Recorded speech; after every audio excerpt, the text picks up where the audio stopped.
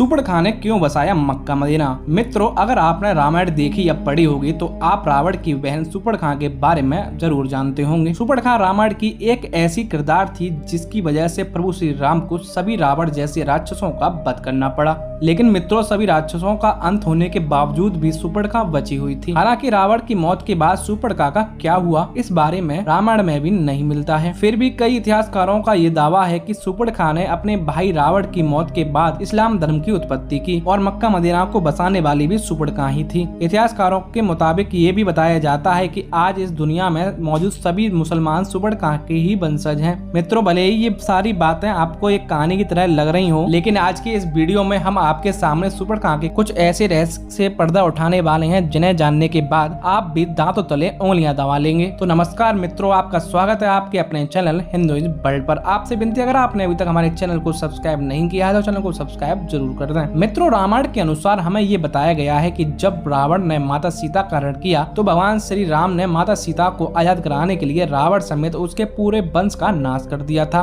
लेकिन सभी राक्षसों में रावण का छोटा भाई विभीषण हमेशा धर्म के रास्ते पर चलता था और विभीषण ने इसी तरह धर्म का साथ देते हुए अपने भाई रावण के बजाय श्री राम जी की सेना को चुना। इसके बाद जब प्रभु श्री राम ने रावण का वध करके माता सीता को आजाद कराया था तो उन्होंने लंका का सारा राजपाट विभीषण को दे दिया। लेकिन उसके बाद सुपड़ खां कहाँ गई और आखिर उसका क्या हुआ था, इस बात का जिक्र हमें रामायण में भी नहीं मिलता। दरअसल दोस्तों, सुपड़ खां जब भगवान राम से आकर्षित होकर विवाह का प्रस्ताव लेकर आती है तो भगवान श्री राम उससे विवाह के लिए साफ साफ मना कर देते हैं, क्योंकि भगवान श्री राम पहले ही माता सीता से विवाह कर चुके थे और अपने भाई लक्ष्मण की तरफ देखते हुए कहते हैं, मेरे छोटे भाई लक्ष्मण से विवाह की पूछ सकती हो। और जब सुपड़ खां लक्ष्मण के पास विवाह का प्रस्ताव लेकर जाती है तो लक्ष्मण भी उसे साफ साफ मना कर देते हैं। इसके बाद सुपड़ खां भगवान राम के पास जाकर माता सीता को भला बुला कहने लगती है और उनको ये धमकी भी देती है कि अगर उन्होंने उसके साथ विवाह नहीं किया तो वह माता सीता को मार देगी।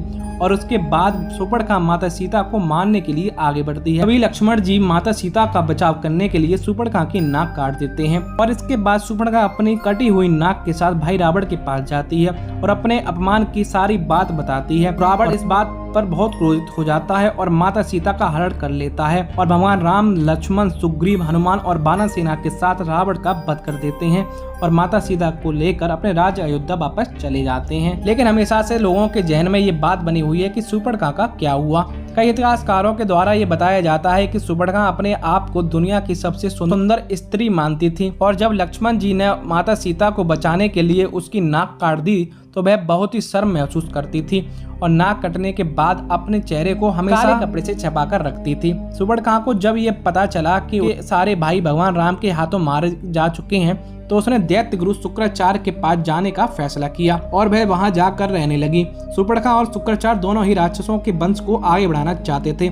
उसके लिए शुक्राचार्य ने भगवान शिव की तपस्या की और भगवान शिव खुश होकर उनको असुरों के अमर होने के बजाय उनकी एक शिवलिंग दान दे दी और ये भी बताया कि जिस दिन भगवान विष्णु का भक्त जो भगवान विष्णु को बहुत मानता हो, अगर उसने के ऊपर गंगा जल छिड़क दिया तो उस दिन संपूर्ण राक्षस जाति का विनाश हो जाएगा। इसके बाद शुक्राचार्य ने इस शिवलिंग को वैष्णव यानी हिंदुओं से दूर रखा और छिपकर एक रेगिस्तान में स्थापित कर दिया, क्योंकि हिंदू धर्म का हर शख्स भगवान विष्णु को जरूर मानता है और अगर ऐसे में कोई हिंदू उस शिवलिंग पर गंगा जल छिड़क देता तो दुनिया से संपूर्ण राक्षस जाति का अंत हो जाता। इसीलिए शुक्राचार्य ने इस शिवलिंग को दूर ले जाकर एक रेगिस्तान में स्थापित कर दिया। दोस्तों, रेगिस्तान में जिस जगह ये शिवलिंग स्थापित किया गया उस जगह को आज हम सब मक्का मदीना के नाम से जानते हैं। दोस्तों, ये बात जानकर आप लोगों को यकीन नहीं हो रहा होगा, लेकिन आपने ये तो सुना ही होगा कि प्राचीन काल में यहाँ एक मक्केश्वर मंदिर हुआ करता था या भगवान शिव का एक शिवलिंग स्थापित था। दोस्तों, ये वही शिवलिंग है जिसे भगवान शिव ने शुक्राचार्य को दिया था, जिसे शुक्राचार्य ने हिंदुओं से छुपा करके भारत से दूर सऊदी अरब में मक्का में स्थापित कर दिया था।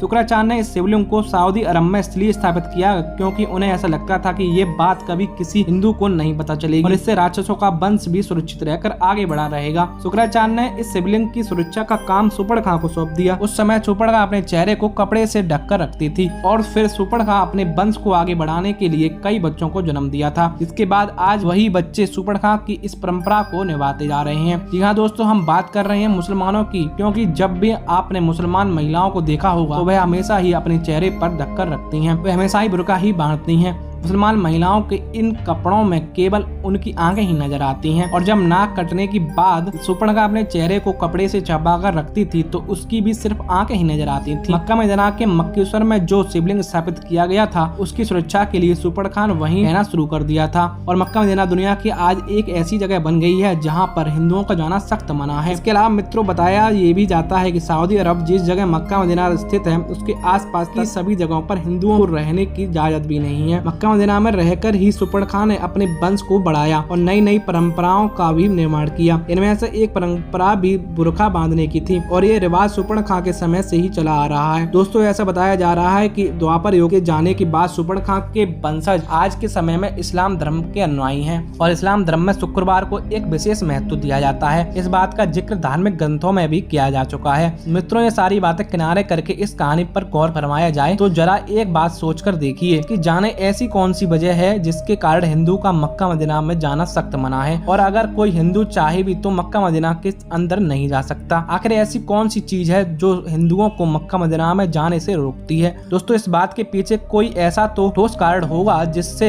हिंदुओं को वहां जाने का प्रतिबंध लगा रखा है। अगर ध्यान दें तो ये सारी बातें एक ही तरफ इशारा करती हैं कि शायद मुसलमानों का शूर्पणखा के वंशज होने वाली ये बात हकीकत हो सकती है और सारे मुसलमान इस बात से डरते हैं कि अगर कोई हिंदू गलती से भी मक्का मदीना के अंदर चला गया और उसने इस शिवलिंग पर गंगाजल छिड़क दिया तो इस शिवलिंग से पूरी राक्षस जाति का अंत हो जाएगा। मित्रों ये राक्षस कोई और नहीं बल्कि शूर्पणखा के ही वंशज हैं। भले ही ये सारी बातें आपको हैरान कर रही हो लेकिन ये सच भी हो सकती हैं क्योंकि दुनिया का पहला धर्म सनातन धर्म ही है, यानी कि इस दुनिया में मौजूद हर एक व्यक्ति सनातन धर्म से ताल्लुक रखता है और ईश्वर भी सनातन धर्म से ही ताल्लुक रखते हैं। मित्रों ठीक ऐसा ही सब प्राचीन समय में हुआ करता था। कुछ लोग मिलकर अपने नियमों और अलग अलग परंपराओं को बनाते हैं और धीरे धीरे ही यह चीज जातियों तब्दील होती चली जा गई जिससे आगे चलकर उन्होंने अनेकों धर्म की उत्पत्ति हुई। लेकिन मित्रों आज भी इस्लाम धर्म पर हिंदुओं के सवाल उठाए जाते हैं कि आखिर उन्हें मक्का मदीना के अंदर क्यों नहीं जाने दिया जाता। वैसे दोस्तों कमेंट करके बताइए आपको क्या लगता है, मक्का मदीना की यही कही जाने वाली बात क्या सच है। तो दोस्तों आज की वीडियो के लिए इतना ही, मिलते हैं जल्द ही नई वीडियो के साथ। तब तक के लिए हर हर महादेव। दोस्तों चैनल को सब्सक्राइब जरूर करें और वीडियो को लाइक और शेयर करके जरूर जाएं।